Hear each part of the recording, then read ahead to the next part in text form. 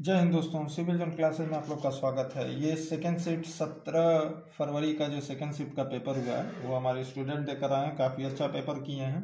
तो इसका चलिए हम लोग आंसर की देखते हैं कि इसका कौन कौन सा आंसर सही है और क्या क्या आया था। तो सबसे पहले हम जीएस सॉल्व करेंगे, जिससे आपको कल बहुत मदद मिलेगी। जो भी स्टूडेंट कल देने जा रहे हैं एग्जाम, उनको बहुत ही मदद मिलेगी। आइए चलते हैं, हम लोग करते हैं।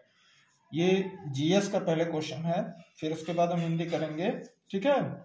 चलिए किया जाए। तो पहला क्वेश्चन आया था, संविधान में किस दिन को भारत में संविधान दिवस के रूप में मनाया जाता है। तो इसका आंसर सही आंसर होगा 26 नवंबर। 26 नवंबर को इसका आंसर सही होगा। फिर दिया है, निम्नलिखित में से किसमें लैक्टिक एसिड होता है। तो इमली, पालक, दही, सिरका दिया है, तो इसका आंसर दही होगा। दही में लैक्टिक एसिड होता है। फिर दिया है, बहुत आसान क्वेश्चन था कि गोदान निम्नलिखित में से किस प्रसिद्ध लेखक द्वारा लिखा गया उपन्यास है। तो गोदान बच्चा बच्चा जानता है, मुंशी प्रेमचंद। अगला क्वेश्चन है, निम्नलिखित में से कौन सा भारत का सर्वोच्च नागरिक पुरस्कार है। ये बहुत चर्चा में था, अभी 5 लोगों को दिया गया है। भारत रत्न। राष्ट्रीय मानवाधिकार आयोग, देखिए राष्ट्रीय पूछा है, राष्ट्रीय मानवाधिकार आयोग, तो इसका होगा नई दिल्ली। नई दिल्ली।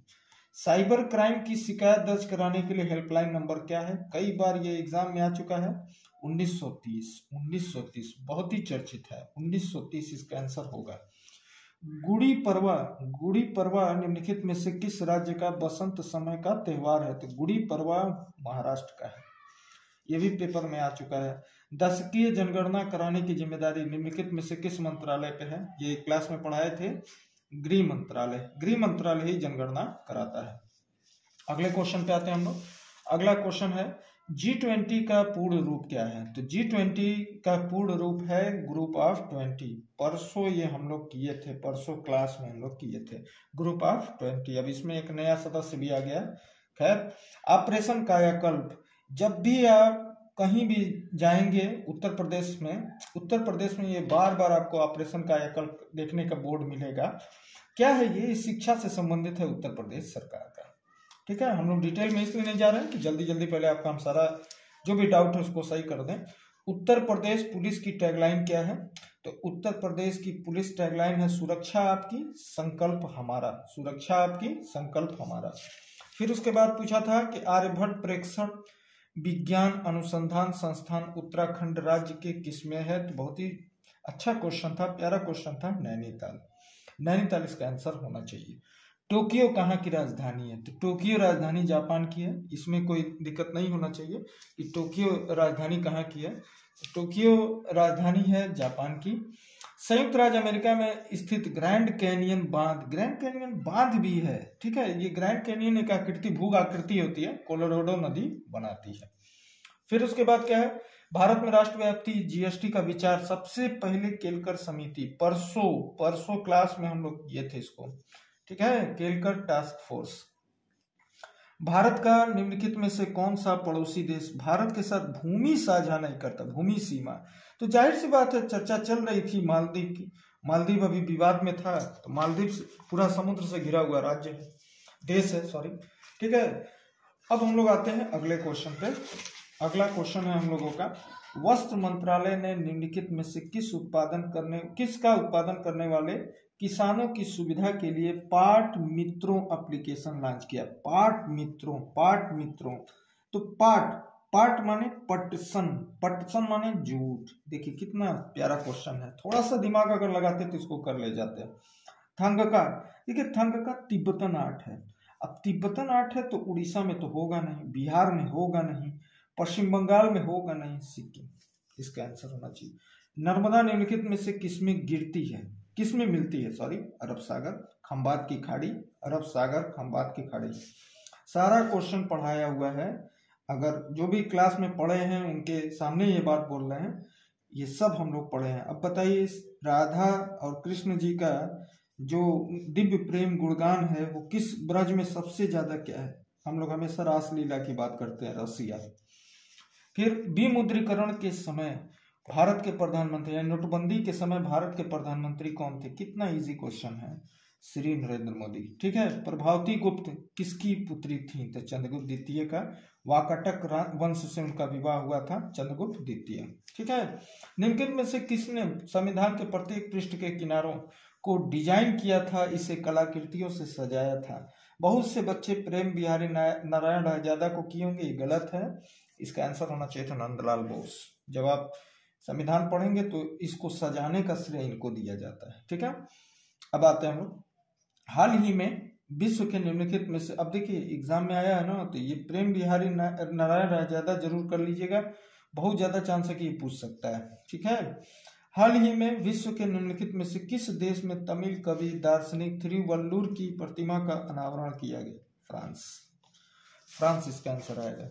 नीली क्रांति जो है, नीली क्रांति मछली उत्पादन से ऐसी अर्थव्यवस्था जिसमें निजी क्षेत्र सरकार दोनों हो, तो भारत की ऐसी अर्थव्यवस्था है मिश्रित अर्थव्यवस्था इसका आंसर होना चाहिए था।